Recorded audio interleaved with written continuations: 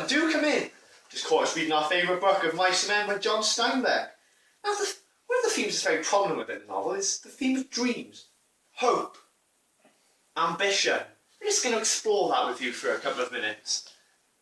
I remember about the rabbits, George. The hell with the rabbits. That's all you can remember is them rabbits. Not mice, not chickens, not cats, rabbits. All of Lenny's future is wrapped up in rabbits. On one hand, it's nice to have a concrete goal, really, isn't it? On the other hand, it's about unrealistic for him as it would be if George wanted to become an astronaut.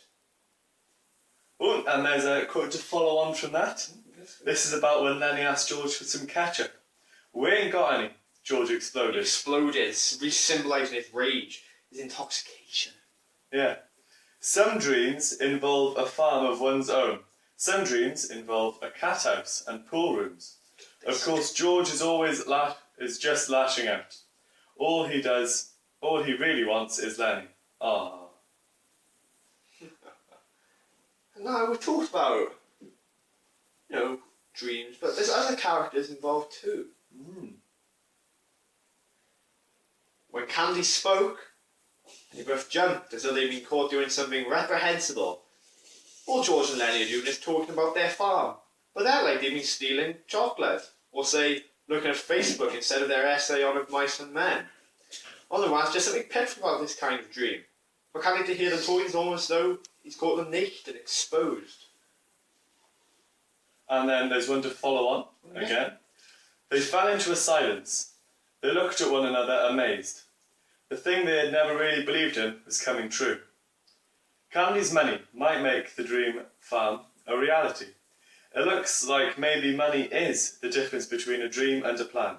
And we also find out here that even Lenny has really believed in the dream. On some level, he also thought it was just a story. Now, we looked at George and Lenny, we've had a little look at Candy, but in my opinion, the most interesting character on the ranch is Crooks. There's a quote from Crooks. Crooks hesitated. If you guys would want a hand to work for nothing, just as keep, why come and lend a hand? I ain't so crippled. I can't work like a son of a bitch if I want to. Pardon the language. Crooks has a dream too. It's a really sad dream. Basically he wants to be a slave again. Life in the 1930s was hard for everyone. It was particularly hard for poor black men, who were often stuck doing the same work that their ancestors did under slavery, without even the minimal care of having food and clothing. Instead, they got wages so low they could barely survive. Their American dream of being free might not be so dreamlike after all. And then I've got one here about Curly's wife. Crooks called Candy. Huh? Remember what I said about hoeing and doing odd jobs? Yeah, said Candy, I remember.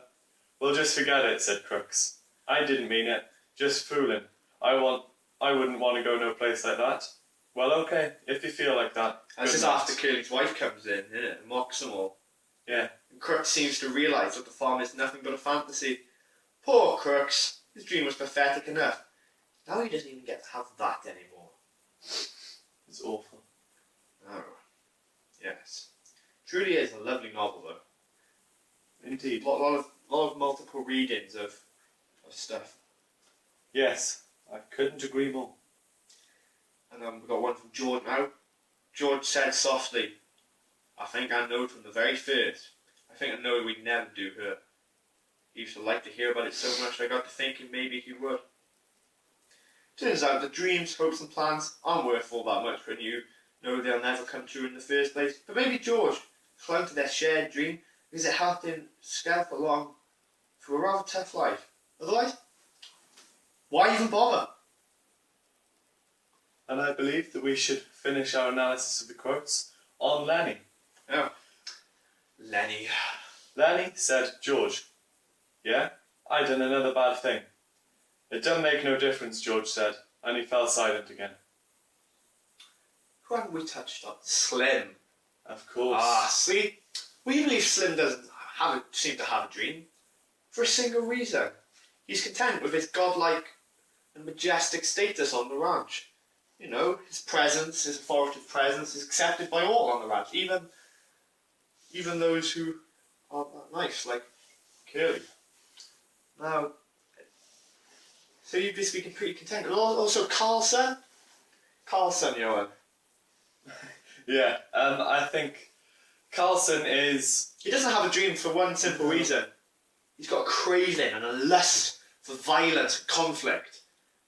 Which I suppose is a bit like Slim in a way. He's content with what he's got, but it's more of a negative way. Now we've got Curly's wife, who in a sense has two forms of dreams. One of the dreams is, I think, just to be noticed by everyone, to be accepted by everyone. She's the one woman on the ranch, and so she's always referred to as Curly's wife. Why not referred to by her real name? She just wants to be noticed as a person, not an object. And then also, her dream was to be in the pictures that some bloke from Hollywood had caught her somewhere. Want to talk to us about that, yo? Well, she was at the Riverside dance, Yeah. and basically this guy was trying to pull it and do some things with it maybe later on in the night. Don't go into that.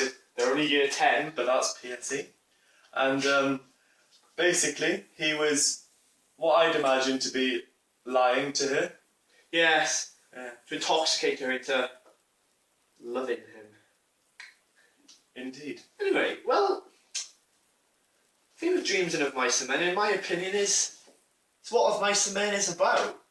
It's about building up your hopes, dreams and expectations and then seeing them burn down right before your eyes.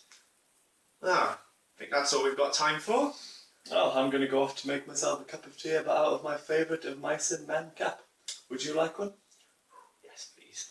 I'll be back in a minute. Thank you, 10Y1. Thank you for listening. We hope this helped you in your revision for your exam.